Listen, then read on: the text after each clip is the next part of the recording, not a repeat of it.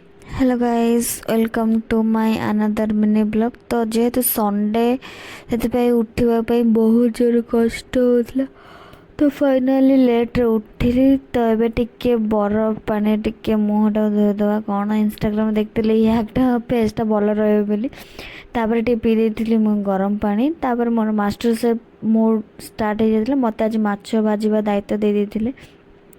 तो मुझे सब माछ धीरे धीरे करी एते कष्ट सब भाजी देती। माछ भजा सरू सरू एपटे मोर पूरा पखाला कंसा भी रेडी थिला, माने गरम गरम माछ सहित आज पूरा ब्रेकफास्ट पखाला थिला। तो ये आमर पाग जोग हो पखाल भी रेडी हो जाइए। तापर आम खाई पखाल। पखाल खाई सारा पर मुझे मुँह मुंडरे मेहंदी लगे आसी जाइली। तापर तो जो निद, तापर इवनिंग रे बाहर जाइलु बालीजात्रा बुलवाई। तो आज दिनटा एमती रहा। देखा नेक्स्ट ब्लॉग रे। Thank you for watching. Bye, good night.